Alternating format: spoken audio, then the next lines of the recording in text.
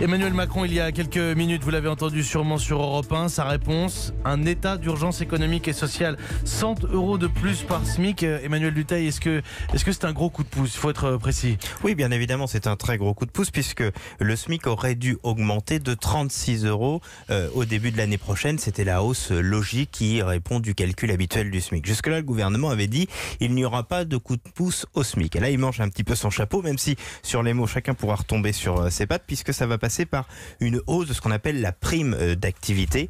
Et c'est ça qui va augmenter, qui va permettre d'arriver à une centaine d'euros de progression sur le SMIC. Mais malgré tout, c'est extrêmement conséquent. Quand vous gagnez aux alentours de 1200 € net par mois et que vous avez 100 € qui viennent se rajouter, ce sont sûrement des miettes pour les gens qui nous écoutent, et ça, on peut tout à fait le comprendre. Mais malgré tout, il y a un vrai geste qui n'était pas prévu. Il y a deux choses juste là-dessus, parce que quand on dit on gagne 1200 net, autour de 1200 net, on gagne 100 € de plus. Là, ce serait du net, les 100 € annoncés par Emmanuel Macron.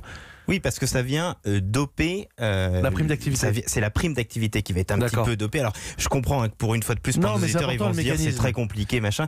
Il n'en reste pas moins qu'il va y avoir une amélioration du salaire net pour les gens qui sont au SMIC et une amélioration qui se calcule en dizaines d'euros pour ces gens qui sont concernés par ça. Donc ça, c'est un des points extrêmement importants. Comme le rappelait tout à l'heure Catherine Ney, il y a un point très important, c'est l'accélération des heures supplémentaires qui vont être cette fois totalement désocialisé, c'est-à-dire sans charge, et totalement défiscalisé. C'est-à-dire que si une personne dans une entreprise travaille un petit peu plus et gagne de l'argent pour ça, elle n'aura pas d'impôt en plus afférent à ses charges. C'est une mesure qui avait très bien marché sous Nicolas Sarkozy, et il y avait eu un sentiment... Dans l'éducation nationale aussi. Il y avait eu un sentiment de gain de pouvoir d'achat. Oui. Donc là, ce qui est intéressant, c'est que ce sont des mesures qui sont avancées dans le temps. Ça aurait dû arriver courant l'année prochaine, c'est avancé dès le début de l'année. Donc il y a une véritable accélération du plan qui était... Oui, mais c'est la désocialisation qui était annoncée. Ils ajoutent la défiscalisation, vous avez totalement raison. Et il y a également, et là ça va être intéressant, puisqu'Emmanuel Macron